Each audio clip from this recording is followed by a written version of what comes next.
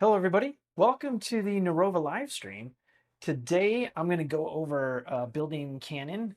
Or building a story from Canon. So if you have a whole bunch of storytelling and stuff that you want to build off of that. And then also go over how you can manage all the context in Narrova, and then also be able to, yeah, write some really cool stories with it. It's really, really fun. It, it's a lot more fun than live streaming and setting it up. Uh, the one thing I wanted to do first is there's a new thing that I added that I can now show everybody because I'm so nervous to click anything now because of all the live stream issues. Is I added an agent selection menu thing. So in the past, or in the original incarnation of Narrova, and it still works this way, is if you don't know all the different agents that are in Narrova and you just want to write a story, build a story out, do whatever it is that you want to do, then you can just do it and just open it up immediately and just type in, this is what I want to do, blah, blah, blah. I could say, I want to write, I want to write a story about an anxiety-ridden frog because that's how I feel right now. So when I say I want to write a story about an anxiety-ridden frog, then Narova is going to read through it and very quickly decide, okay, this is somebody who's doing something completely brand new, and hand off to the story guide agent. So that's what's going on right here. And so now you know that you're in the story guide agent, that it handed it off, and up here at the top, you should have an indication of, did I not push it out? I didn't push it out. There should be an indication here of the agent that you're actually using at the time. So because it handed off to the story guide, this should say story guide. Let me show you what that would look like. When I click on Narova and I go back home, and then I open up Anxious Frog here, it'll say story guide. So then that's a really good indication that, hey, now I'm in the story guide. I'm working with the story guide to be able to go through and build out my story just from complete scratch and not really thinking of story structure or anything like that. You could eventually get to that place, but you'll see that this is more like kind of your traditional um, questions or prompts that you might ask yourself. Like, why was I writing about an anxiety-ridden frog? Do I imagine it more as a whimsical or kid-friendly, gently humorous for adults, or darker, more literary? And then I could go ahead and do that. So that was an automatic thing that happens in Narrova. But if you want to go in and pick the exact agent that you want to deal with, you can do that here now in the agent menu, and you can just switch over. Because the story guide is not really built to help you story form, which is to get, from the 32,000 different possible story forms to get down to one. It's not built to work with that. It's built to help you figure out what your intent is, what your story is about, like what you really want to develop, or why you're going through all these things. And it's a way to like think your way into structure as opposed to starting with structure. So in order to make that really good, it doesn't really need to know all the story forming stuff. Otherwise, it'll get all massively confused. So all the different agents that are here are meant to be different areas of focus as you go through the story development process. Auto would be what it usually is, where, like you just saw, it just handed it off automatically. The story guide is what we're seeing here, which is the old Storyweaver application, but updated for 2025. And then you'll see there are two stages of communication here from Dramatica theory, which are story forming and story encoding. Story forming is where you figure out what that narrative structure is, that unique story form that you have. And then story encoding is once you have that structure, then how do you build off, how do you illustrate it? How do you make it particularly yours? There are two other agents or stages of communication. One is story weaving and one is story reception. Story weaving will be coming really soon, and story reception is probably way down the line. That will help you kind of put everything together. And then if you just want to learn Dramatica theory, what's really great about this is it's just approved sources. So it's narrative first, Melanie's Dramaticapedia site, anything written on Dramatica.com, all those sources that are kind of approved, also goes through all the forums in the community and comes back with anything that it finds given kind of the topic that you're going over. And then it can give you links to all that stuff. So that's great for just straight up learning purposes. So that's the new agent menu, which works particularly well.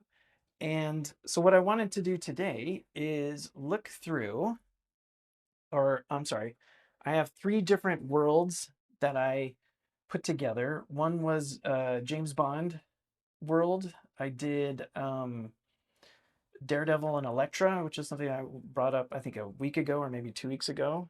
Um, so I brought in that world, and then also Star Wars, because I've always had this funny idea of Boba Fett and IG-88.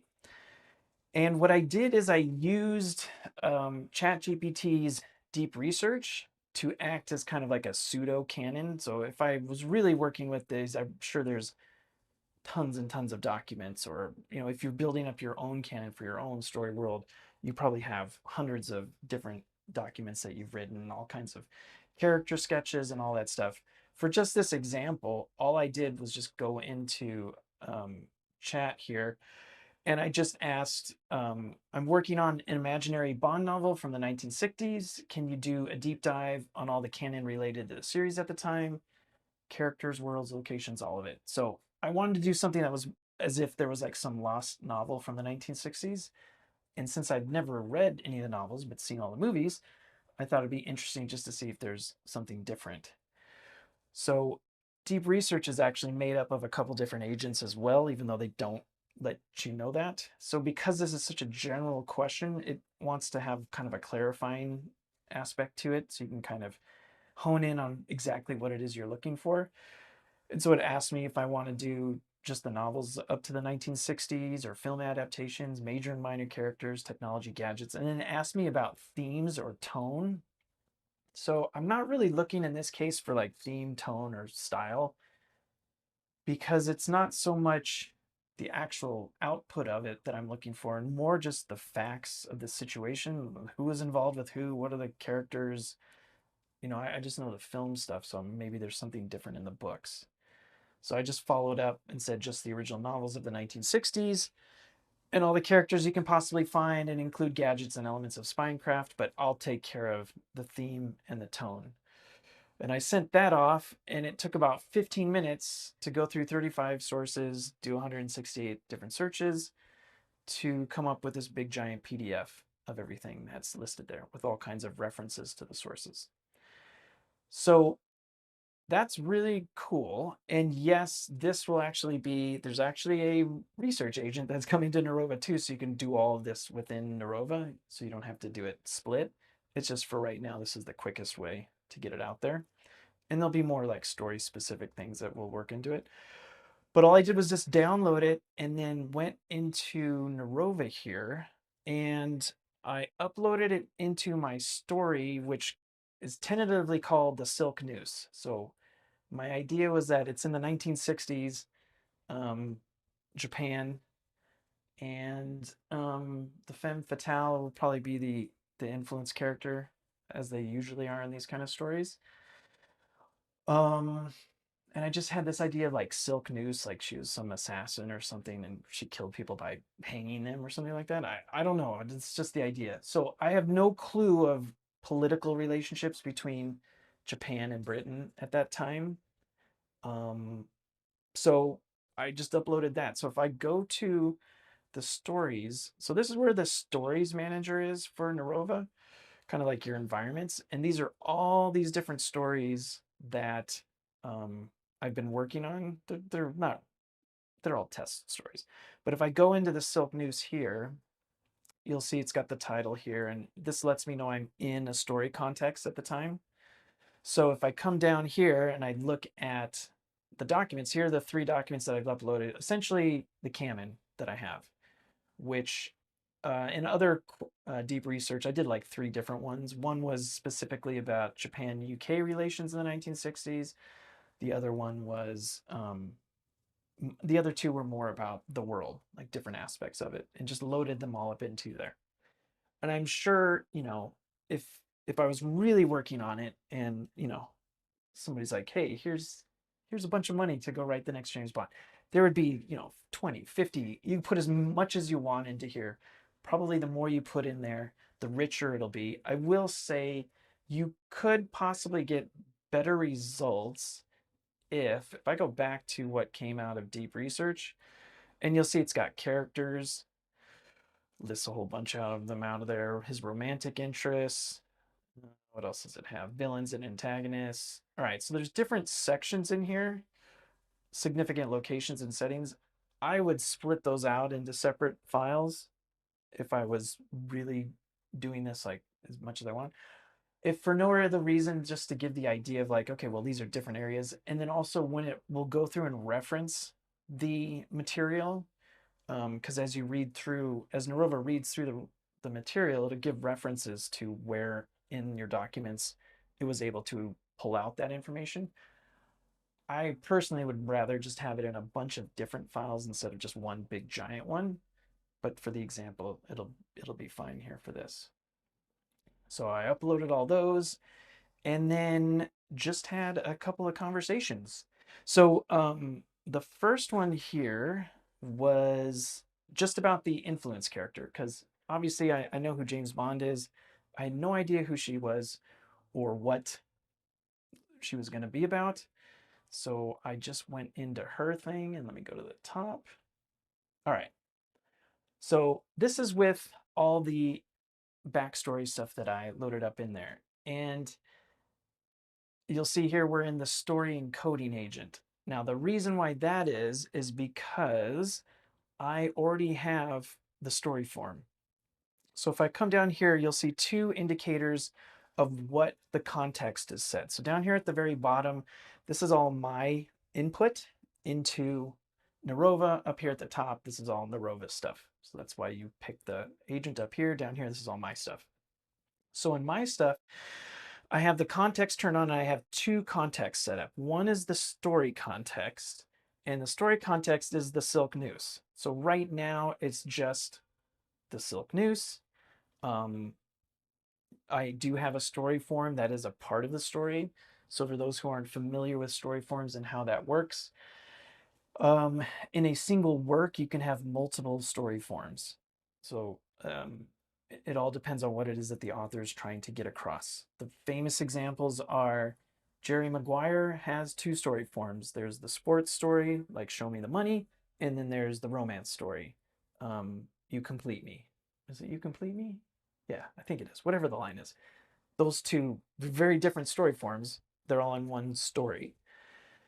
Most James Bond fare is one story form. So I'm just doing the one story form here, which we'll get to in a second. And then the documents that I uploaded, all the world building canon, is into the story context. So I can experiment with different story forms and I don't have to constantly keep loading up all the canon stuff. Right? So this is the story context, which is kind of the overarching, this is my project that I'm working on. And then the other one is the story form context. So I've already settled on a story form, what it is that I want to say with my story. If I open that up, you'll see it's got the title of what the story form is, and then an indication of all the different narrative aspects that created this one story form, like where I'm focusing my narrative intent. And in this one, it's a really typical sort of James Bond story, although as mentioned before, it's a change story. So in this one, as opposed to most of the other ones, the more recent James Bond are change. So like Skyfall and Casino Royale, he alters his nature in response to the problem. But this is a very typical setup where the main character will change, they seek solutions externally, and then in the end, everything ends up success good. They beat the bad guy, and then the main character resolves their issues. So then going down deeper into it, you have the four different through lines, the objective story, main character, influence character, and relationship story, with the objective story being the plot, and then the main character over here on the left. Today, we're going to work through the influence character, which would be whoever this femme fatale is. And she's going to have an influence both on Bond and the rest of the story through the domain of mind. So a fixed internal state, her basic drives and desires, her refusal to let go, and weighing pros and cons. So when I first came to this, I had no idea, no concept of what that would be. Um, None of this, I have no idea. And then we have an indication of the story beats, what happens in each act, and each through line has its own particular set of thematic progressions. In this, she'll start in the beginning with some sort of impulsive responses. Then she'll influence through more thoughtful considerations. Then that will slip into her basic drives and desires until at the end, she influences him through recollections, memory. So then this is the story form context. So because I have both of these set, when I interact with Narrova, it knows, okay, we're going to use all that information that's in the story, and we're going to use the story form. Let's get to creating the actual story. And that would be story encoding. Turn the intent into concrete storytelling. Because if I look at the story form, there's no real indication of what this is about. Physics, obtaining self-interest. Why is self-interest a problem in the plot? This is when you do the story encoding. So at the very top here, I just started out, I was thinking of making the influence character this beautiful Japanese woman, classic Bond girl, but deadly. She kills people's with silk scarves, noose, but want to grind her in reality with the Yakuza. Let's figure out the backstory and her domain and problem. So just really, really fun stuff. And so it went through, looked at, well, actually, it'll tell you what it did. So it brought up the silk noose and then came up with a name, say Ichikawa.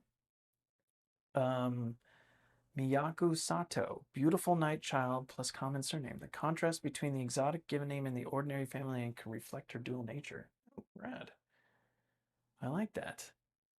Okay, thanks. Um, so what it did, what the story encoding agent first is going to clarify her backstory and ground it in Yakuza reality, align her influence character domain problem to the story form, tie her silk noose MO to the thematic methods of conflict, and then kind of talk about the relationship story. So the first thing it came up with, born in Kiryu, my apologies for the pronunciation, a historic silk weaving town. Okay. Sei's mother died in debt to the Kuroda Gumi, a mid-tier Yakuza outfit. Groomed first as a, man, I'm going to mess everything up, Ginza hostess. Sei was later repurposed as a cleaner, prized for a signature technique, a silk scarf braided with steel wire applied like a garrote cod. I'm butchering everything. Elegant, silent, final. She keeps a small box of her mother's hand-dyed scarves. Each job closes the thread. Within the Kuroda Gumi, she's a trusted figure fixer and liaison with foreign interests, valued less for brute force than for reading people's impulses and making them second guess themselves. So what it's done, which is really cool, really super clever, is it's looked at the story form, then looked at all the backstory, and then I do believe in the some of the canon stuff that I have there. I have some UQs and stuff in there. Kind of mix that all together to then come up with a convincing backstory that would lead into why she would have all of these um, aspects that are in the story form. So based on all that stuff, what stands out to me is closure, right? So she has this ability. Her unique ability is the kind of quality that makes her uniquely qualified to kind of push Bond to change. And in this, she's somebody who ends cycles, debts, and vendettas, granting hard-won resolution. So she's not someone to kind of let things just sit, right? She's going to bring it to a close, like literally by choking somebody out. And that's why she keeps a small box of her mother's hand-dyed scarves. Each job closes a thread. So in this case, it's like you're getting all the world building canon stuff, but now you're moving it into the actual story world through the story form. And so what Narrova did is it went through and kind of thought through all the aspects of the story form to then get up to this kind of backstory of where she came from with her mom and all this stuff. which is super cool. Like instantly when that happened, then I knew exactly what kind of character she was and what the kind of interaction she might have with Bond. And her drive, the problem is consider, which is a way of saying weighing pros and cons. So she kind of forces people to look at the situation and consider, you know, what they're doing, almost to the point of paralyzing them, where it's like, what do you mean? Why should I even think about this? That her actions, what she does, and she plays to hunger, fear, and longing, not logic, all this kind of stuff. So, and this is interesting too. It's kind of tying it into the other two through lines of the objective story plot and her relationship with Bond. But the fact that she literally tightens control with silk, like literally does that, is a great way to visually get across what the problem in the story is. And she seduces the main character toward release, not restraint, modeling the objective story solution in micro. So let's see what, and then it went through and kind of went through the influence character signposts. I updated it and I was like, well, that's a great start, but since she's steadfast, let's use her problem as a source of motivation. How would that tie into her mother's debt? And that's just because I wanted to get across the point when you have a steadfast character. So the influence character here, she is steadfast, which means throughout the narrative, she'll retain her nature in response to the problem. Um, that will be when you look at her problem, it will be seen less as a problem and more like she's motivated by this. So why is she motivated by consider? And then it went back in and uh, found a way to write it from that perspective and then tie it into her mom. So Say inherited not just money owed, but an unclosed account of on girl debt duty. Her mother pledged a rare silk tenmono as collateral and died before paying. The Kurodogumi keep adjusting the terms, new tasks, new numbers, counting on Say's drive to keep considering one more job to finally close the ledger. So she's stuck in this complete denial, feeling like she owes her mother to be able to complete and seal off the debt, to pay her mother's debts, which is really, really cool. It's a fun idea. So went through and rewrote all that stuff.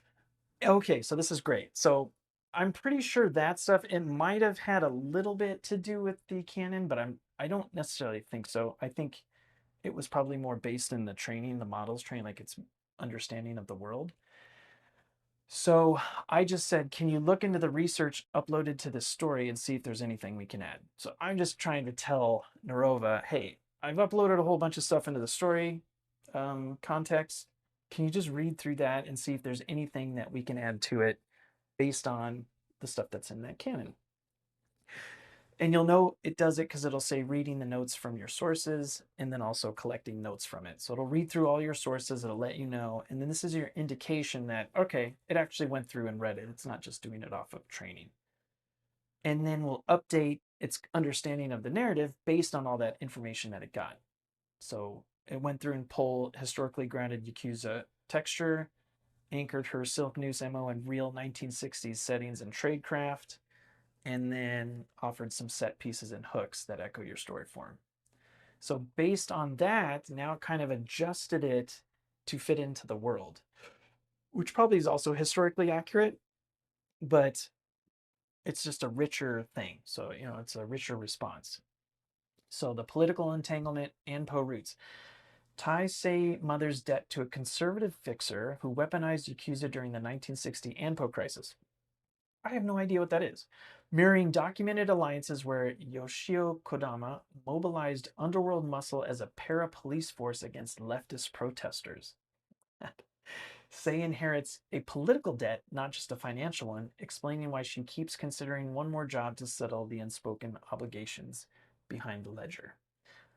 You might be able to pick this up on the screen, but there's a slight little space between ledger and the period that's supposed to be a citation link back to the source. So I know for a fact that that's from Canon.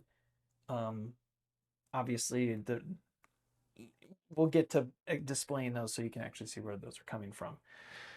International pipeline cover. Oh, these are different options that I could do. Leverage the 1960s expansion of Yakuza into Southeast Asia and Hong Kong triad cooperation to give Sei plausible overseas threads.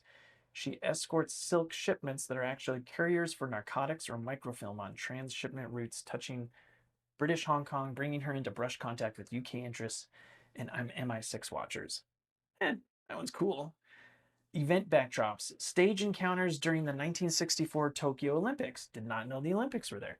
Where your research frames the Yakuza as running security in their fashion, and during the Beatles' 1966 visit. Didn't know that either. With, say, navigating black sedans with curtain windows, telex chatter, and geisha house diplomacy to steer the main character's choices. It's very interesting. I don't know if I want the Beatles in James Bond. Underworld etiquette and signals. Use the Oyabun's izakaya backroom and the visual of Yubitsumi, missing fingers, as environmental pressure. Sei counts costs at the table, while that main character watches a minder pour sake with a maimed hand, wordlessly pushing him to weigh options and consequences. That's very, very, very specific. And then so it took all that research, then tried to tie it back into the story form. So again, it's pulling out salient material that would work really nicely with the story form. And I didn't have to go through and think through it all. It's like, not that I don't like thinking, but the fun part to me is putting together all the character interactions and the scenes and all that stuff. Tying world building history to story form is not particularly something that I think is a great use of my time. And I can always adjust it if I want to, but these are different ideas of scenes that would work through with all that stuff. So maybe if I did went with the Anpo flashback, Sei reveals the original favor that bound her mother, Yakuza acting as street enforcers for conservative power, which would kind of be cool to like fit in with today, clarifying why Sei won't stop until the account is closed. All right. So all that was super cool. I think I was going to go with the Anpo one, but um, I was so excited about how that all worked out. And really, I just wanted to show how context worked in that case. I just wanted to see if it was a gritty graphic novel, all black and white with a touch of color, what would she look like? And then it came back with that. So, I mean, this is very specifically her influence character. But, you know, I wouldn't put closure there. And that's a decent, it's just for a mood piece. It's not, you know, obviously people could illustrate it better. I like that style. I said maybe tie it back to back. Oh, now maybe back to back with Bond with a silk noose binding them together. Maybe just the title in Japanese, make it look like the cover of a manga. So they did that. So this is super cool. I could download this, put it. I do have plans for in the story manager. So you'll have like cover pictures. So you can just set this as the cover so that you'll be able to just click on it and come back to it. It's just a way of visually kind of getting in the mood for what the story is. So that would be one way to do um, a world that you have canon and then to tie it into the story form. And I'm looking to see, yeah, total research partner, but it's like a research partner grounded in the narrative, which makes it that much better. All right, so let's go to my next. Actually, I think there another one that I did. Oh, the prisoner swap. Okay, so that was the influence character. So then I wanted to work on the objective story. So let's go back to the top here. All right. Now on this one, it sent me to the story forming. And I think that's because, what did I end up doing?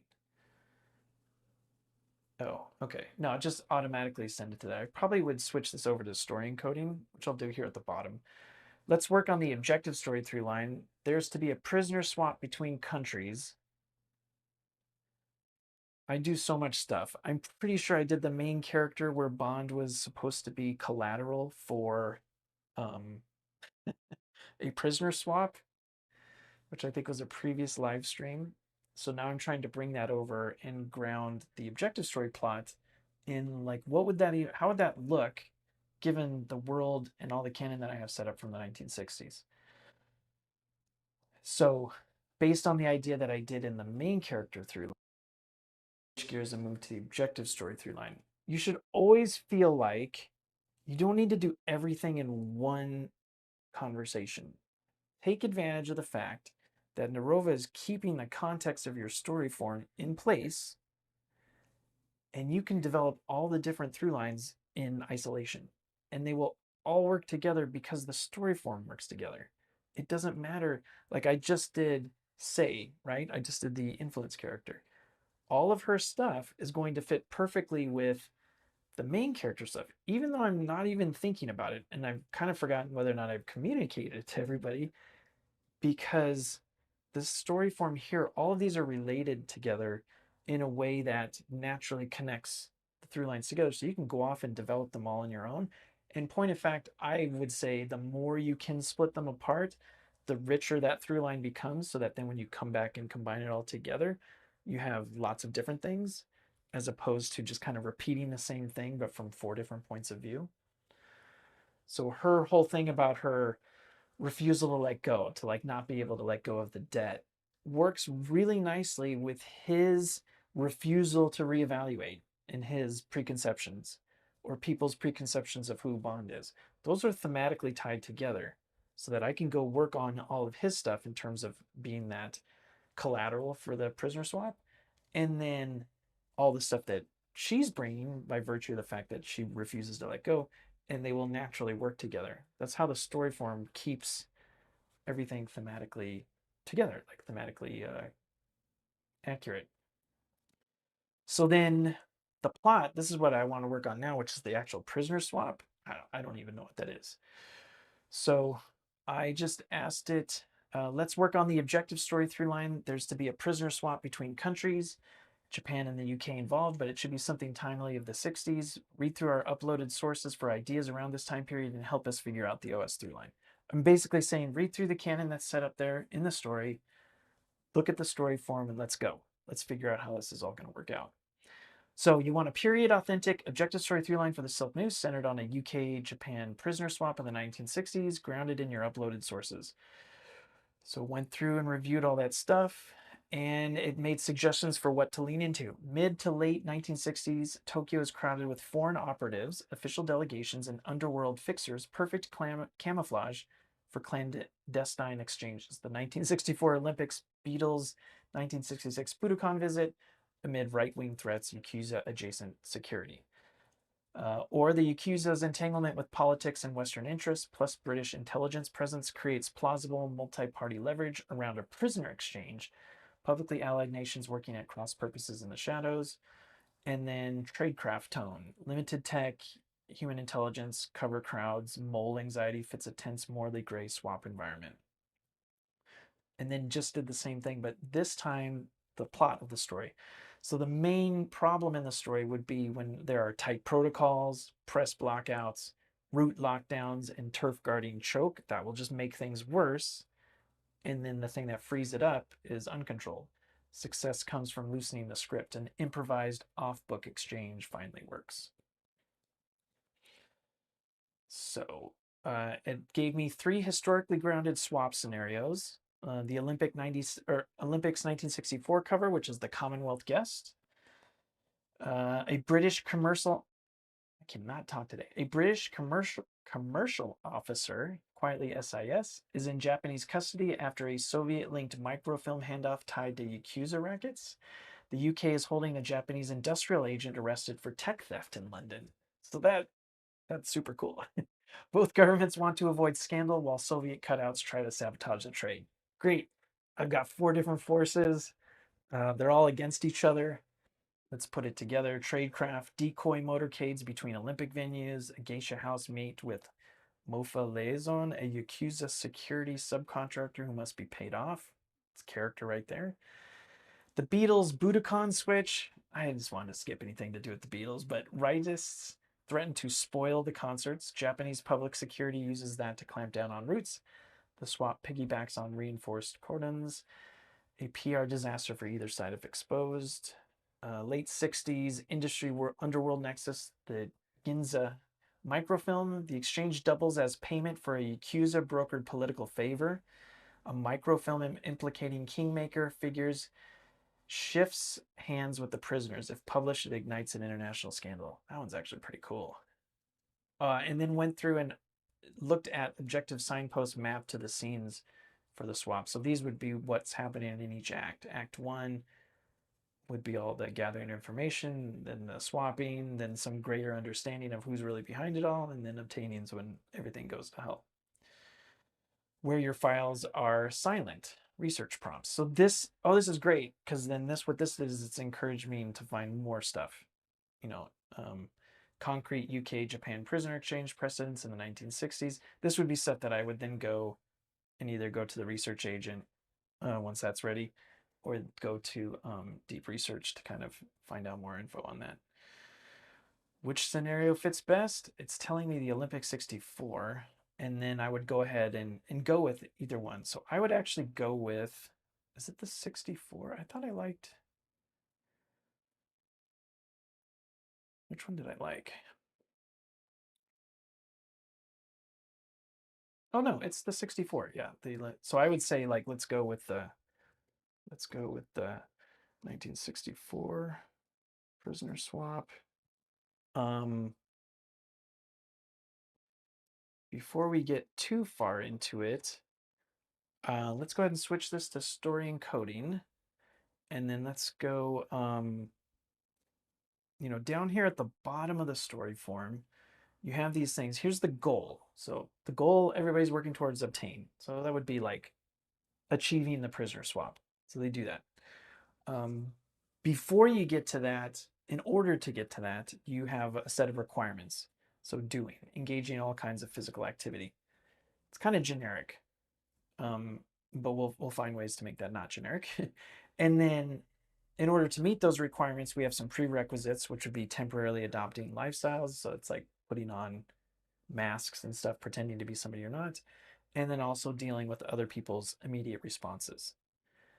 So let's go ahead and work through some of that. So before we get too far into it, and I know the goal is the actual prisoner swap, but let's work out the requirements and specific. Let's do 5 specific requirements that have to be met, and also tie in the prerequisites that need to be met to meet those requirements. And let's have fun with the preconditions and make it about, you know, trigger happy Yakuza informants. So the difference between requirements and precondition prerequisites. Prerequisites are, well, we have all this list of items we have to do in order to meet that requirement. Preconditions is like, but we got to bring this guy with us. And in this case, it's impulsive responses. So in my head, I just tied that to a trigger happy Yakuza. And I feel like it came up earlier. I forget where it was. Oh yeah, Yakuza security subcontractor who must be paid off. Yeah, the security Yakuza subcontractor. So I just invented a new Bond character. Complete in canon in that area, and there. So it should go through, set that to story encoding, and then kind of build off of that with what the story form is set to.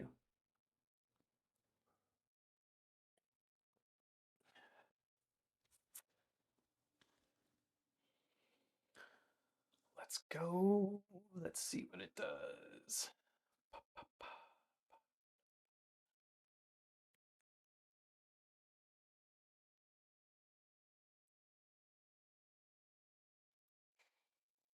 Okay.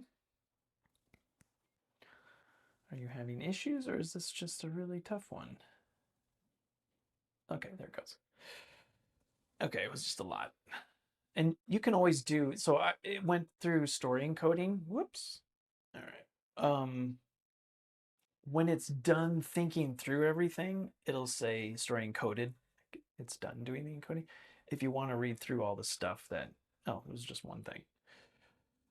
Its chain of thought is there. All right, so now it's putting together Let's see. Yeah, so it's putting together a table here that looked pretty cool. All right. Whoop. All right. Before we stage the prisoner exchange at the 1964 Olympics, we'll nail down the how we'll do it, what roles everyone must convincingly be to enable those actions, and the hair trigger conditions we must respect thanks to the Yakuza security subcontractor. The Olympics provide natural cover and crowd flow. Your sources even note underworld security operating behind the scenes. A gift for our setup. Again, it's got that space, so it's still referring to that old stuff. We'll also use a quiet geisha house sighting as part of the pipeline, which your material flags as a subtext-rich locale for tense meets. So it'll go through each requirement, lock the mirrored custody chain, and synchronize release windows across police, MOFA, and the British Embassy. So that's what we have to do and why it matters. Tie it into the goal and the issue and the problem. The swap collapses if one side clings to control or tries to win credit. Synchronized timing prevents last minute grandstanding and bureaucratic choke points. Prerequisites: Bean, who they must convince to be. UK liaison is an IOC logistics coordinator with venue badges. Japanese MOFA contact is a cultural affairs attaché. Yakuza subcontractor is a legitimate venue security, complete with armbands. And then the preconditions: Yakuza reflex rules of engagement. Trigger happy informants at gate checkpoints react to surprise faces. Calm protocol: hands visible above belt line. Open palm signal: a specific cigarette brand shown at approach to diffuse an impulse draw. Any deviation equals intruder. So this is the answer to the question of what the heck do I do in Act 2? All these requirements are set pieces and stuff that you would do throughout Act 2. Build, test, and run decoy convoys and shadow routes during the live event traffic. Authenticate exchange credentials and place the microfilm sweetener via transparent dead drop on a service corridor. Conduct a face-to-face proof of life sighting at a discreet geisha house before the swap. This is great. Execute the off-book transfer amid a medal ceremony crowd swell. The final doing must break control at the last moment. When the official plan jams, the uncontrolled solution flowing with the crowd gets it done. What more do you need? Self-interest credit grabs get drowned in applause. Oh, that's rad. That's really cool. Runners are volunteer marshals. Both detainees are minor team officials. Aisle enforcers swing first when jostled, create an applause cue. Huh, this is phenomenal. Yeah, so it's pretty much like one might be in the first act, 2, 3, and 4 might be in the second act, and then the last one is the actual execution of it. Boom. Ah, that's really, really, really cool. Okay, so in just a span of like a half an hour, once I finally got the live stream going, I have a really convincing plot, and then I have the influence character. The next thing would be then to work through their relationship story, because that's the one big missing piece that's in the story. So maybe I'll do that on a different live stream. Right now, I just wanted to show how you set up Canon, how you put it in the story, and then build out from that. No questions? All right, cool. Let me keep going because I'm on a roll now. This is just really, really super cool. Give you some ideas of what to do. So let's do the Daredevil Elektra one. So I've always been a huge, well, back in my day, I was a huge Daredevil fan, mainly because of Frank Miller and David Mazzucchelli, because I think he's a phenomenal artist. And I always really liked Frank Miller because I was from the '80s, so I like the gritty noir of Sin City and all that stuff. And I kind of have sort of an idea of what their relationship is about. So I thought, all right, well, I just did Bond. Let me show a completely different world. So again, I just said I'm working on an imaginary new series with Daredevil and Elektra. Please do a deep dive on all the canon surrounding both characters, world building, locations, associates, history, all of it. It came back with a clarifier, asked me if I wanted to have from the TV shows. I said no TV shows or movies, just the comic books, preferably Frank Miller stuff, and yes, the breakdown of each individual character on their own. And it's not like I'm looking to see like ideas that I can steal from it. It's more like what actually happened, what were the personalities, backstories? What's the whole setup of it? I can go make a really cool story. I just want to stay true or faithful to what's already been done. So I said focus more on the world building and the relationships between them rather than specific stories. And for the tone and style, I will take care of it. This is more of a fact finding mission, so I can make sure I stay within canon and honor all that's gone before. So again, it went off 11 minutes, went through 26 different sources on the net, and gave me this big giant PDF. Again, oh, I didn't know that was her last name. Oh, she's Greek. Oh, I sort of remember that. Again, I would, if you skipped over the Bond one, I would split these off into separate files. Currently, I'm just uploading that one PDF into the story because that's what they get from deep research. But I would definitely split these off into separate um, sections, if for no other reason that the final version of the context here. So if I come and I open up the Bond one here, um, excuse me, you'll see intelligence and culture. You'll see like three different files, right? Um, the next pass of all this context stuff, there'll be on-off switches, so you can toggle on and off which ones you want to use in your current context without having. Right now, you can do it. You just have to delete it and then re-upload it, which is a little hokey. So the next cycle I have planned so you can just like turn them on and off, which will work really, really cool. So that's why I would split them off into different characters, different worlds, that kind of thing. So if you have so much canon but you want to like kind of narrow it down, you'll be able to do that. All right, really fun. So let me go to the story for the Marvel one, which is, I think it's like the next Marvel. Yeah, I did the next Marvel movie. I think I did this last week. So yeah, prior to doing the live stream, I went ahead and just uploaded that deep dive from Deep Research. And then, if you recall, this was the conversation, yeah, last week, where I went through at the very beginning, which was I'm working on the next great Marvel movie. I always loved Daredevil and Elektra. So let's invent some scenario between them and then beat it out and give me a good idea of what that might look like given the story form and context here. Now it says that there's a story form there, but I don't see that we actually had it set.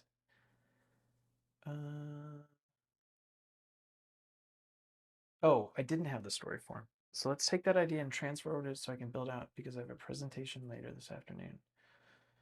Actually, I think there is. Oh, this was the most.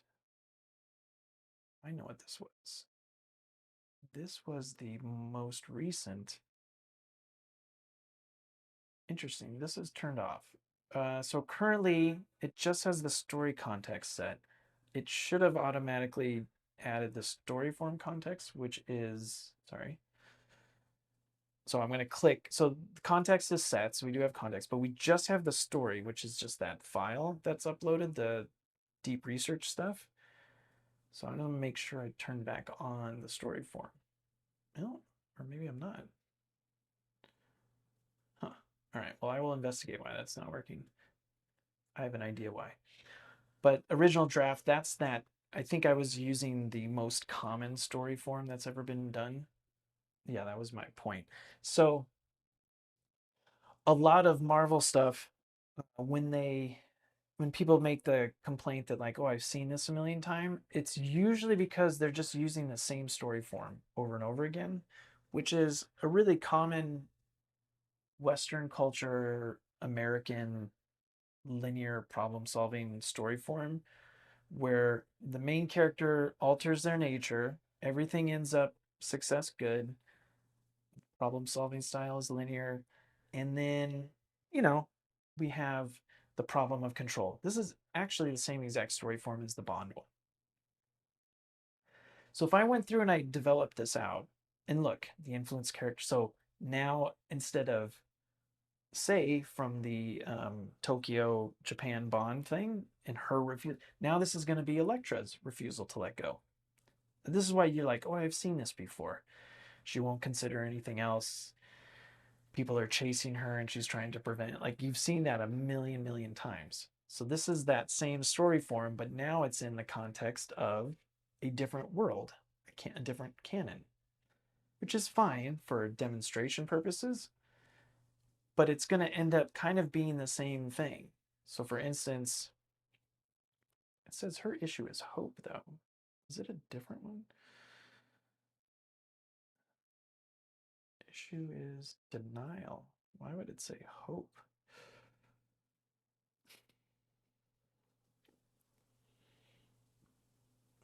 Where is it getting that? Feeling to logic. Oh, I don't think this is the right story form. Issue of preconception. Oh. This is not, this is the Bond one. Wait a second. One moment, please.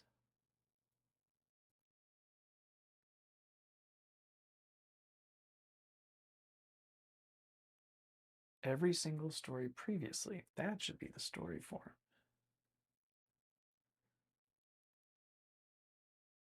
Oh, there it is. Okay, I know what. It's not reloading up the... Okay, my apologies. I will get that fixed right after this. All right, this is the story form that has been done a million times. Okay, the Bond one is every story form adjacent. It's like the second most popular one. This is the most popular one, where the problem is avoidance, and then they have to go after something as the pursuit. So this is like Lion King, Black Panther, Mad Max Fury Road. I'm trying to think of other ones, but it's a very famous one, or a very popular one, where the main character is always running away from their problems, and then at the end they have to chase after them, and that's what actually resolves it. This is that every single story previously. So with this loaded up, that's why the issue is hope. So it's a little adjacent to it. So she still is about drives and desires. Elektra's dark cravings, violence, victory, vindication compel her to weaponize the ledger to end a private war. Cool. Which is kind of closer to the Yakuza one, where she was driven by her hunger for revenge or violence or whatever. But whereas her issue was she couldn't let go, denial, Elektra's one is here is hope. She holds on to the hope that one decisive strike can end the cycle. So you can see it's like close, but there's a bit of a shift to it. And she's driven by her feelings. So let's see, all of that's good. And this is just based on the training stuff. Oh, Matt's through line needs to be more personal. All right, so I worked through this in a previous live stream, and I believe we got to the end, right? Main character beats, quick table. So yeah, you want to see the August 27th live stream to see where I do this. Oh yeah, he's gonna get married. When Karen returns under a relocation clock, Matt keeps delaying the talk about their future until the only way to keep that future honest is to pursue a lawful, accountable plan in the middle of a city on fire. Okay, great. So we already did main character. We did a little bit of influence character. So now that I have that, the canon there for Elektra, let's do, can you go through the uploaded research for this story and single out all the info about just Elektra and find ways to use all that research to ground the storytelling we have above for her through line in canon. Yeah, that should be a different way of doing it. I'm just trying to show all the different ways of how you could use it. So I've worked out the plot. I think I worked out influence character, right? Or main character. I know the main character signposts are there, which would be what happens in each act. Yeah. Oh, I have a general, so like it's just this, right? So in the beginning, she states her thesis clearly, leverage ends wars. Then she slips into hair trigger violence that nearly derails the wake infiltration. She fights the urge to solve it with blood. So there's just like a sentence for each part. So let's see what it's working out here at the bottom. All right. Oh, cool. And it's going to reference the Canon anchor. So you can go through different ways where you just kind of get a general idea of what the story form is.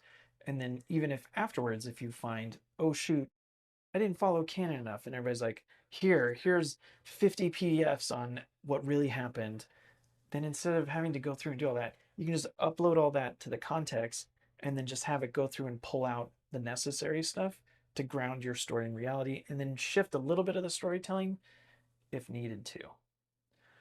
So this will be a little richer than just the single sentences. So let's read through it. Let's see here. Lethal love story, and her romance with Matt is core canon. She died in his arms after Bullseye attack. I remember that. Triggering Matt's grief and retaliatory ferocity, and even a desperate attempt to resurrect her through mystical means. Oh, I remember that stuff. This entwines their love with tragedy and the Hand's world building, pulling Daredevil into ninja wars. Okay. Hand versus Chased arc. The Hand stole her body to raise a corrupted assassin. Stick's out. Oh, I remember Stick.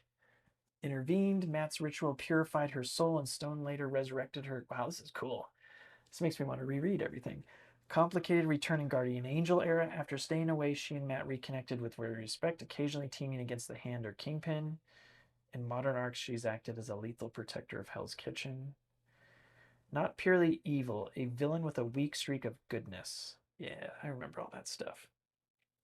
So, now based on all the canon stuff that I just uploaded, now it'll kind of alter her influence in this Widow's Ledger. So, Elektra's lethal credo forged by Hand indoctrination and chastisement. She stays with internal drives even when she adapts tactics. She enters with an ironclad belief, leverage ends wars. That belief challenges Matt at the level of mindset, not muscle. Okay. Typical influence character. Subconscious, deep buried drives, her love for Matt, blood trained appetites, hunger for finality. Her affection routinely redirects her blade. She wants the ledger to end a widow's circle decisively, an urge for closure that lives under the skin. Hope. She sincerely believes one surgical strike and leverage can close the book on the circle and let Matt's city breathe. Her history shows emotion tipping her violent responses. Love. Okay, so she's driven by overwhelming feeling. So like she cares. And that's her problem, quote unquote, which is what is challenging Matt. Mid mission, she's attempted to answer grief with blood, compromising chain of custody. So see, her unique ability is closure, which is similar to the unique ability, just thematically speaking, from the Bond thing. So in Acts 3 and 4, she's the one who can actually shut the door on the circle, no loose ends, no revenge sprees. But preconception gets in the way for her. She misreads a clean judge as compromised and nearly burns the last lawful bridge. And then taking all the story points that I figured out here, then it went through each act and grounded each beat in canon. She also, okay, so conscious, she states the case. She explicitly promises to keep to Matt's rule if she's in the city, invoking that no killing vow from her guardian angel era and the time she wore his symbol. So I'm not fully aware of time periods. I'm sure people who are working on Marvel stuff would know exactly, or people who are huge fans. So I'm at a bit of a disadvantage here, but I certainly didn't remember Guardian Angel era and her promising to keep to his rule and do the no killing vow is now is connected to the conscious aspect of the thematic part of the first signpost, the first act. And then when we get into the first half of the second act, at the wake, a taunting widow triggers Elektra's reflex to kill. She catches herself mid-motion. This is the fight between an assassin reflex and chosen restraint, her Daredevil code promise. She swaps a lethal blow for a wrist break and a planted mic, favoring control over uncontrolled escalation. Then it slips into memory. In a quiet rooftop scene, she references the night she died and Matt's mad attempt to bring her back. Then the Chase Mountain, where Stone made her clean. Why closure matters to her now. She admits the ledger is personal because widows in the circle financed Hand remnants that profited off her corpse track. Oh, rad! Trafficking, tying the circle to hand era exploitation without contradicting Canon's hand body theft and ritual history. And then finally, the last thematic element would be subconscious. Her final act, with the chain of custody path at risk, her hunger for finality surges. Kill the ringleader and be done. She overrides it, choosing logic, stages surrender, control objects, and deliver the ledger alive to daylight. That would actually be incorrect for the narrative. So that's important to know. It slipped into making her a change character. So this is good to know. Like, she can flirt with being rational, but because she is the steadfast character, you don't want her to completely alter her nature, because then that messes up with Matt changing here. So, in this case, I mean, I went through and did a bunch of stuff. I'll mark this like here and say steadfast. I see. Doesn't switch to solution at the end of the narrative. Problem is reinforced instead as a source of drive. Yeah, so this is just me retraining stuff in the background so that doesn't happen as much anymore. And what's great is anytime, if you have opened yourself up to let the AI train on all your responses, I'm not taking ideas, it's just so that the responses are correct to Dramatica theory. If you don't do it, it's fine. I have enough people working on it that I can go through and look at it. But then when I see this, then I can go through and make sure that that doesn't happen as much. So that was a story form issue and a thing to do with Narrova itself. But as far as the canon and building off of the context, hopefully that gives you a good example of what to do there. And now for the relationship story through line, I would just go ahead. I'm just going to keep going. But I would say, can we work out the relationship story? I mean, and I could do it in a new conversation, right? Like, so let's say I want to start off completely fresh and not, I'll just deal with this is Daredevil and Elektra. Do I want to do that? Let's try it. Let's try a new one. So we're still got the context set. It's still going to be the next Marvel movie. It's still every single story previously. And let's go through and say, can we work out the relationship story through line? The next stage of the Daredevil Elektra relationship. But I have no idea what would make sense given the canon. I know they were romantically involved before, but I'm not really sure where they are now. So start with a state of their relationship that fits and doesn't break canon.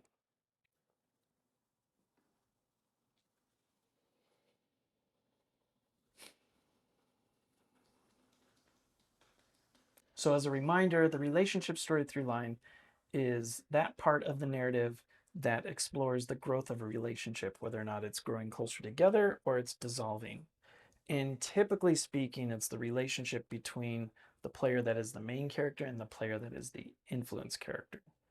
It doesn't always have to be. In this case, I don't know why you would do a Daredevil Elektra story without their relationship being the most important thing. So I'm just trying to build off of that. Yeah, so you'll see it says reading through your sources. So it's going through and looking at that canon to see if it can find what would be the natural state of their relationship at the beginning of the story, and then how does it end, so that it can write, at least give us an idea of what that relationship would look like. All right, let's see what it did. So this isn't a very different aspect to something I haven't dealt with, so it'll be about their the dysfunctional aspects of their relationship and transformation, with temptation coming in as a problem in their relationship. The relationship's conflict arises from how they try to change each other and the us they might become. They keep trying to control the chaos by imposing rules or roles while rationalizing their lapses. Okay. I don't hate that. So here are 3 canon safe starting states, and I have to pick one. All right, let's see. Oh, I'm listing 1 comics forward and 2 flexible options. All right. Co-protectors under a fragile pact. And if somebody reads one and they want me to go with it and they get into the chat ahead of time, I'll do it. Elektra has already stepped into the daredevil role and promised to honor Matt's code. They operate as uneasy partners, testing whether they can become a principled team without collapsing into their old vices. This reflects the recent evolution where Elektra dons the horns to keep Hell Kitchen safe. Okay. Becoming with commitment also aligns with the broader arc of Elektra moving away from the hand's corruption towards redemption and occasionally acting as Matt's guardian angel. Okay, maybe that's the comics forward. A wary truce, estranged but orbiting. They're not together, but they cooperate when the hand or kingpin forces the issue. There's wary respect, old feelings, and heavy baggage. She's pulled towards lethal efficiency. He's pulled towards mercy. They keep rules of engagement to control the chaos of being near each other. Canon notes mirrors many post-Resurrection team-ups where love persists but the mission divides them. Yeah. Okay. Maybe that's something that's been done before. Let's do Ghost Between Us. TV adjacent or flexible. After a period presumed dead or absent, Elektra returns changed. Matt is torn between letting her back in the fear they'll become each other's undoing. They set hard boundaries in an attempt at control, but temptation keeps breaching the walls. Canon notes, compatible with the long pattern of death, resurrection, and fraught reunions. That almost sounds like the second one. Act 1 preview. Oh, okay. Oh, cool. So it's giving me an idea of that first act so I can make a better decision. If they're co-protectors, one of them proposes codifying their partnership. 3 iron rules to prove that they can be daredevils together. Temptation presses immediately when a target deserves it. Ooh. Weary truce. They conceive a limited alliance. Only hand-related ops. No personal cases to keep feelings contained. Temptations arrive as exceptions to the deal. Or they conceive a boundary plan. Meet only through a third party, never alone. A case tied to their shared past dares them to break the rule. All those are really super cool. Anybody?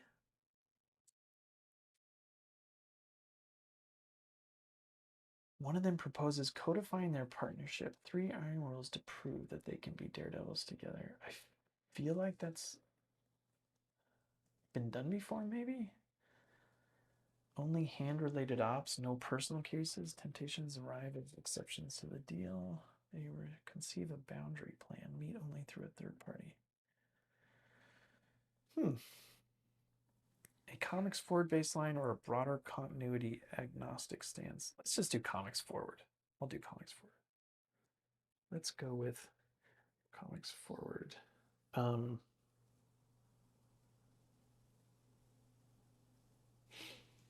And let's make sure, as you develop this out, that their relationship never truly resolves. Let's make it a steadfast relationship where temptation is still there at the end. And what I'm doing there is on the relationship story through line, the problem between them is going to be temptation, right? Which you can get. And then the solution to that would be conscience. So like going with their conscience, which is like to do the right thing. I would prefer if it's still kind of left up in the air. And so that the meaning of steadfast is the problem is still there. The meaning of change is the solution comes in. So let's just keep that temptation there. And let's see what that looks like. So in addition to all of Matt's stuff, I don't even remember what his whole through line was about. Oh yeah, the getting married to Karen, which is funny. Um, the objective story, I don't know, did we work that out?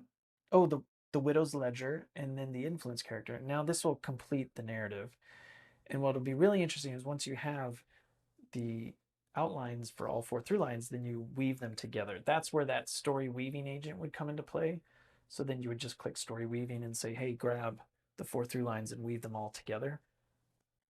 That's coming soon. All right, let's see. You want a comics forward state of the Daredevil Elektra relation that honors canon and launches the next stage of their relationship. All right. Present status. Elektra operates as Daredevil alongside Matt under a fragile pact to honor his code, especially no killing. She's testing whether she can inhabit his symbol and principles to make him proud, while he tests whether they can be partners without blacksliding into their old vices. This reflects her recent term wearing the horns and explicitly committing to Matt's rules after years of wary respect, intermittent cooperation, and guardian angel assists when Matt couldn't be there. We do this my way, no killing, no preemptive maiming, no deals with devils. If either of us slips, we say it out loud. And so then you just develop that dysfunctional relationship. Unresolved by design. What if we can actually do this? Here's the premise of their relationship, that formal three-pack rule for working together as daredevils. No killing, no deals with Fisk, hand adjacent assets, take the hard way if it preserves life. Then in the second act, they design the partnership rules, non-lethal tactics, fallback protocols. First big stress test. A hand adjacent assassin mirrors Elektra's past. She can solve the crisis permanently in one move, but Matt insists on containment. She reins herself in for now because the pact matters. Then they slip into Bean at the end of that second act. Two daredevils in the city, one symbol with two temperaments. A hostage scenario where a lethal strike would save innocence. Elektra freezes on the knife's edge. Chooses the non-lethal route, victory at a cost. She's visibly coiled. The old her pacing a cage and then becoming. To clinch the larger plot victory, they must operate as something new, a non-lethal strike duo that trusts the other's judgment. Conscience actively shapes the us, but it never eradicates the temptation. Elektra has the perfect kill shot on the Architect of the Chaos. She doesn't take it, not because she's cured, but because she chooses Matt.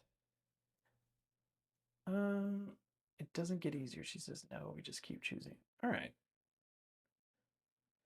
That's okay. I'm getting lost in the story now, but just when it comes to the relationship, that's a really great first pass, but can you do it again, but focus on the growth of the relationship itself, almost as if the relationship is a character. I have a feeling it's because I'm in Storyforming. If I switch to StoryEncoding, it should have done this automatically. Almost as if the relationship is a character. Avoid he said, she said writing. Avoid writing about the individuals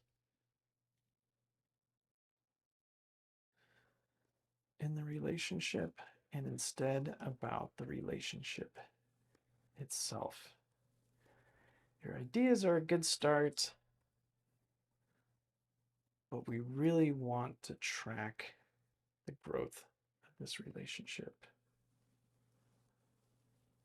All right, now that I switch it to StoryEncoding, it should be a little more on the storytelling part of it, which means less about figuring out what the actual story form is, because we have it, and more about illustrating the through lines correctly, which would be thinking of the relationship almost as if it's a character and less about how the individuals are influenced by it. Because the individuals are taken up with the main character and the influence character. The relationship story is the relationship story.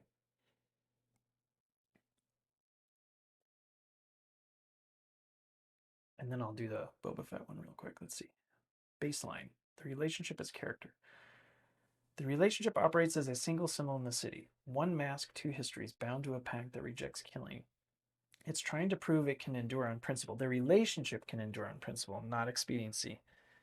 This is consistent with published arcs where the symbol is explicitly shared and the pact is honored. So yeah, it's about that growth of treating the relationship as a protagonist.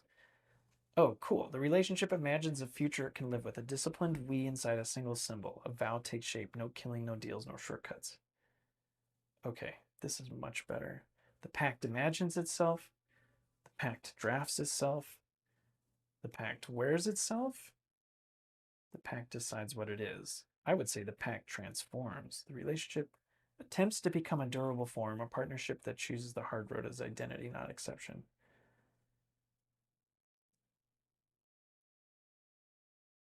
The relationship becomes a tension that can be lived with, not eliminated. A vow renewed today with the understanding that tomorrow will seduce it again. This is much, much better.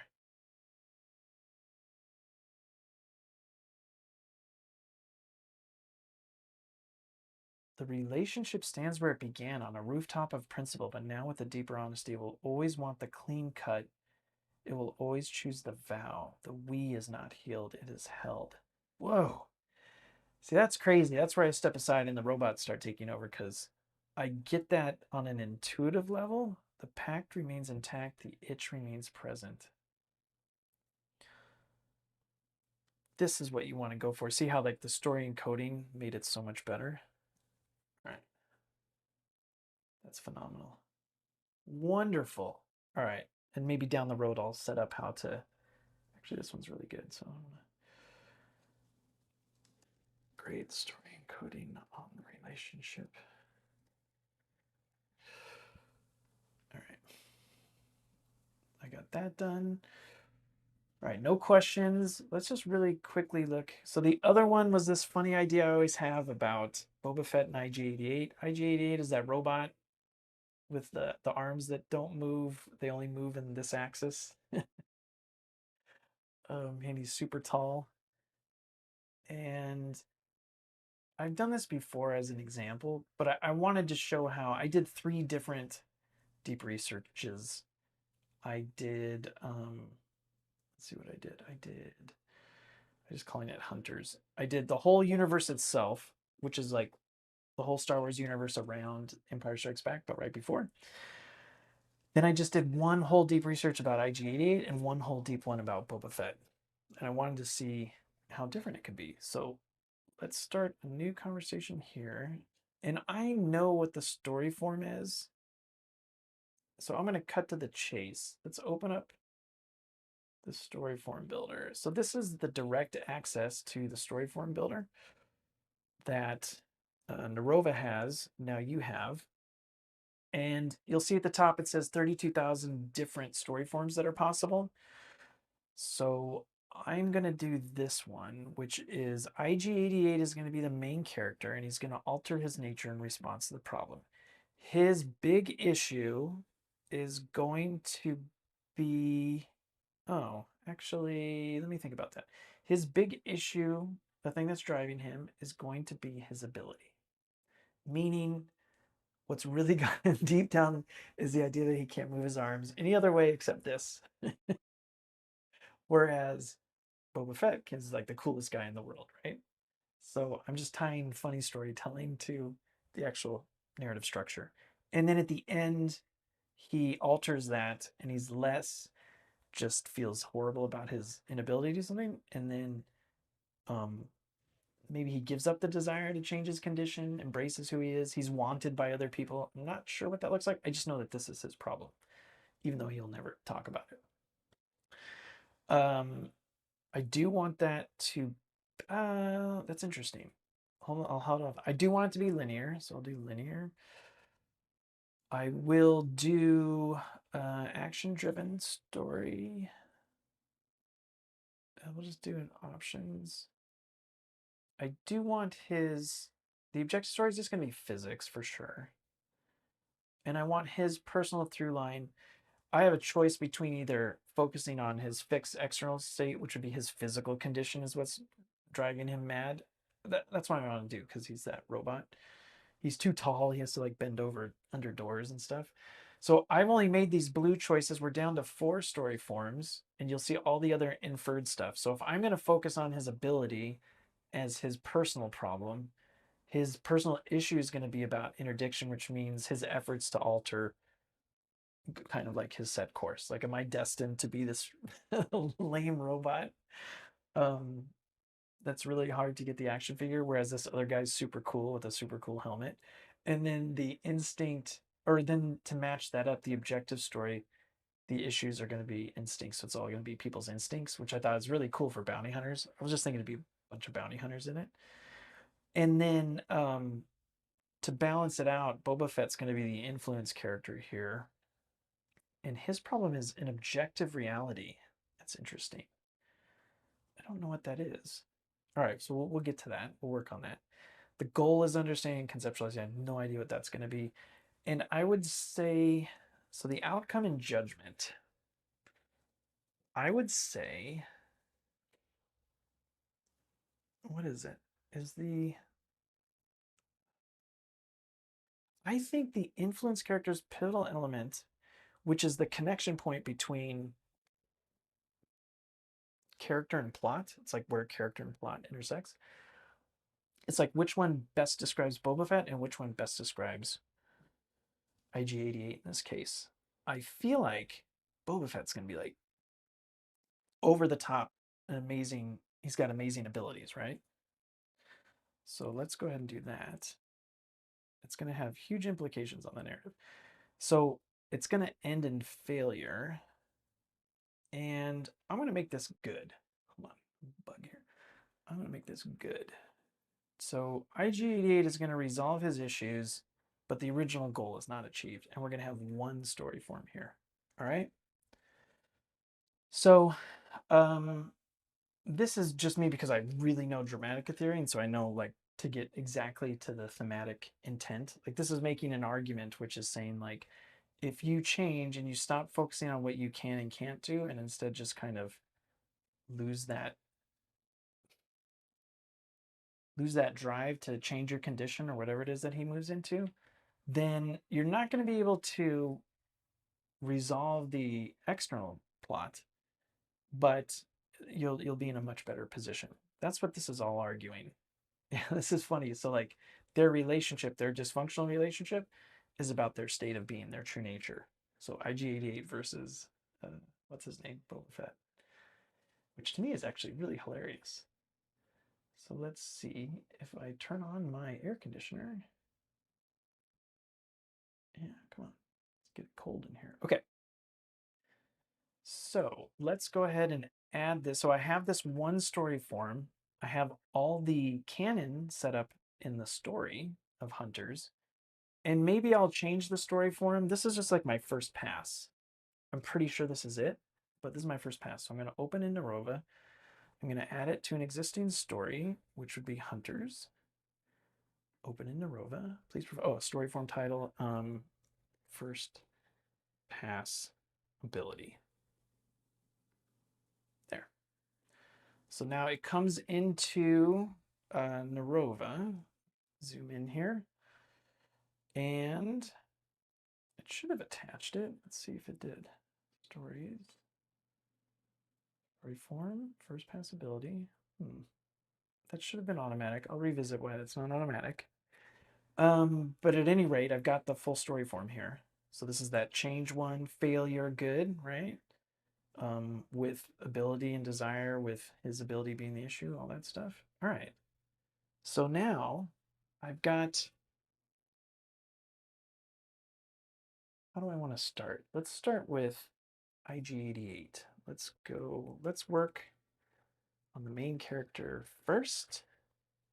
All I know is IG-88's problem of ability is his frustration with not being able to move his arms except in one axis, and how everyone else seems so much more capable. Please ground the rest of his through line in the uploaded canon sources in the story, and let's figure out a rich thematic personal through line for him.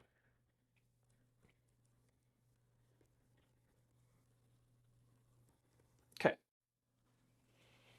And I'm just going to cut to the chase. We're doing, well, we have the story form, so I'm going to switch it right into StoryEncoding and just go straight for rich storytelling based on the story form. Because if I had it in story forming, it would still try and like, are you sure that's the story form you want to do? You know, because it can take a while. This is like, no, I'm pretty confident this is exactly my story form. For now, let's go ahead and build it out. So it's going to read through all the different sources. See what it comes up with. All right. Analyzing his design issues, gathering his details. All right. And I don't really know his history beyond just him standing on the ship there, looking down at everybody.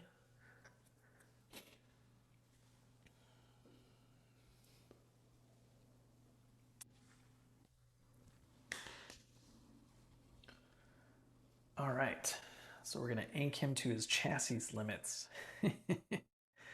He's a ruthless assassin droid. I did not know that. With a contempt for organics, I did not know that. Yet pragmatic alliances that rarely last. He betrays or abandons partners readily. Whoa, that's super cool. So this is a great example. I had no idea. Panoptic sensor suite and 360-degree torso rotation. Hardened chassis, heavy integrated and external weaponry. Contrasting broad targeting ability with precise limb limit frustrations. In Legends, the IG-88 Collective's grand designs show preemptive interceptive thinking at scale. Ooh. Repeated run-ins with bigger players. That's exactly what I wanted. And a long survival tale into the sequel era, meeting Bazine Needle and boasting of near catches, establish a long arc of almost and not quite. Your arm access limitation is a strong story-specific constraint to dramatize ability. Oh, it isn't a canon claim. We'll integrate it as the personal complication within this canon. Okay, because I'm kind of being a little ridiculous. I still think it would make for a funny story.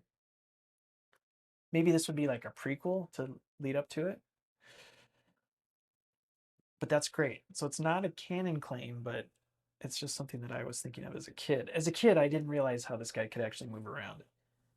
All right, so then a rigid assassin chassis with arms constrained to a single axis in the story. His body is the unchanging box he lives in. So that's his personal through line. All right, fixed hardware defines his world. His concern is the past, humiliations and near catches that haunt his reputation. Legacy specs from Holowan and previous defeats frame how he evaluates himself now. Okay. Long survival boasts about near past captures, lingering rivalries. His issue is that interdiction. He lives to get ahead of outcomes, lays traps, intercepts targets early, sabotages rivals to alter the set course before his arm limitation is exposed. Problem ability. He fixates on what he can't do with his arms and how others seem more capable. That's what I wanted. Overinvest in workarounds because everybody has a situation where they sometimes feel like they can't do what everybody else can do. So that's why you have a main character through line. So there's some sort of end to the story. Body as battlefield sensors and firepower can't fully compensate for a precise physical constraint. All right, the solution of desire. He must shift from what can I do to what do I want. Oh, that's better. Choosing an intention that reorients his tactics beyond raw. Okay. See how that feels like a complete shift? Like instead of like, oh, what can I do to, you know what do I want? And then that's a mind shift that is his character arc. Longevity and adaptable contracting hint he can choose aims beyond brute output.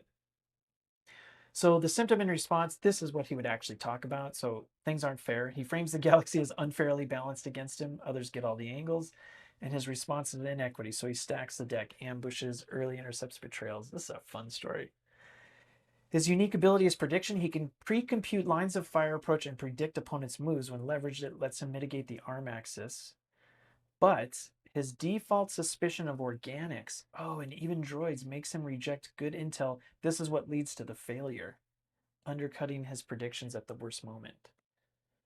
And we can gauge his growth by what he can do in the moment, his current stance, angle, loadout, and live access to a shot.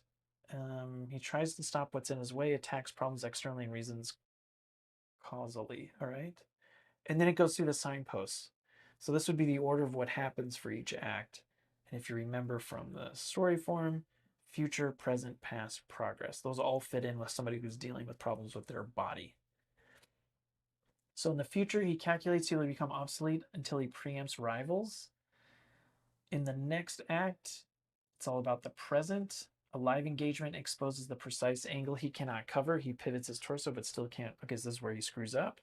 Then that leads him into the past. He replays humiliations and near wins, recognizing a pattern.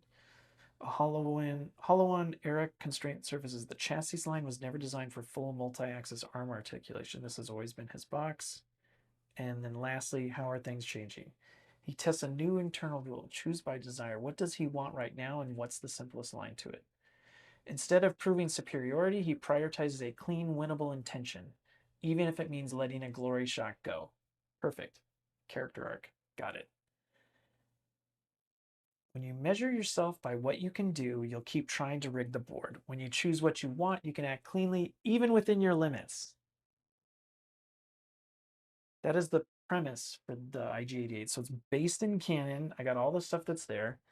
And I had this idea for the kind of story I wanted to tell. Like, wouldn't it be fun if we really got into his character and there was some issue with the fact that he couldn't move his arms and do this kind of thing? And very quickly, I have a rich, thematically rich premise about the whole idea of like, well, when you measure yourself by what you can do, you'll keep trying to rig the board, which is what his through line is all about. But when you choose what you want, then you can act cleanly even within your limits. So I think that'll do it for right now. I might go ahead and maybe in the next live stream, I'll go ahead and do Boba Fett and do the other ones. But I just wanted to show quickly the 3 different canons, the James Bond, the Daredevil Electra, and the Star Wars universe thing, where you can go through. And like I said, there are 32,768 different story forms. And even the same story form, you know, for Marvel and stuff, like they use the same story form over and over again. You can do different, you can do the same story with the different story form. I'm sorry, with the same exact story form. And the storytelling will be different, but underneath the message that's getting across, which is this premise. Whenever anybody says premise or message, what they're trying to articulate is what is the meaning of the narrative? How are the dynamics connected to the story points, connected to the story beats, in order to argue the premise of the story, which is, you know, if you change, focus less on ability and more on what it is that you want, then yeah, sure, you might not win at the end of the day, but you'll be in a much better place personally. So that'll do it for today's live stream. I will do a lot more practices so that we don't have the 30 minutes at the beginning. I will edit that out so nobody even knows what I'm talking about, people that watch it later. Make sure if you are on Narrova that you test out the new agent menu so you can jump exactly to what it is you want. If you're brand new, use the story guide. If you're trying to figure out your story form, use the story forming agent. If you already have the story form and you're trying to build it out based on Canon, like I just showed here, you would use StoryEncoding. If you want to learn more about Dramatica theory, it's 30 years of information that's tied up into this agent. Feel free to access them. And then when it comes to Canon, just create a story context, upload your whole world into there, and then you can either start developing your story with just Canon and not even having a story form at first, or you can go ahead and jump right to it if you had a story form. Yeah, I should have showed that too, but if you're in the story guide, you can do, what would be an example of that?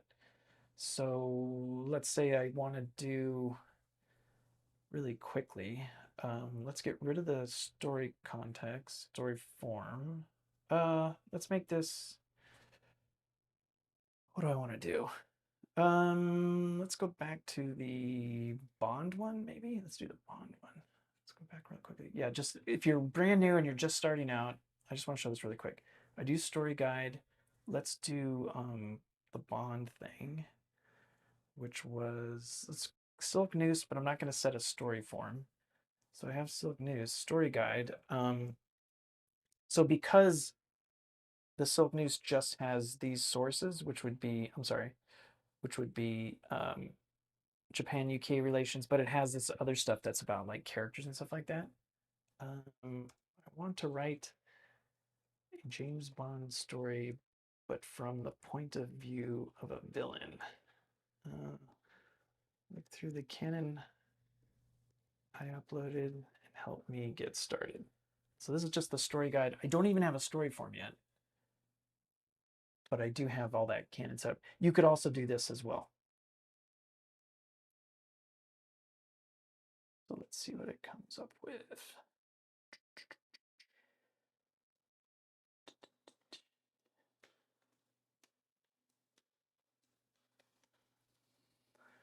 Crafting the story for me. Okay. Yeah. So you see it's kind of, it's taking all the whole story guide process, which is to take you from just conception to then thinking to a place of structure, mixing it in with all the stuff that I have uploaded in all that canon stuff, and then helps me. It still thinks this is the silk noose, you know, because of the story. So maybe you would create another story context, which is just Bond, and then that way there's not a specific story tied to it, a story name. But you could pick um, a disgraced Kyushu industrial botanist weaponizes a garden of death to coerce Japan markets. Yeah. So you could also always do that too, even without having a story form set. All right. So if you have any questions, please leave them down below. You can also go to the community at discuss.dramatica.com. Narrova is available right now. You just go to dramatica.com and sign up for the platform. Once you're there, you'll have access to Narrova. Subtext is the other application that is also being brought over to the platform. And then the Storyform Builder, which is the previous story engine where you can set all the different aspects of your narrative, and then you can build your next great story. So thank you everybody who hung out, and I hope to see you in the very near future. I will do at least one of these a week, maybe two, till I get to a place where it just moves like butter. So great. Thank you everybody. Enjoy, write great stories, and I will see you in the next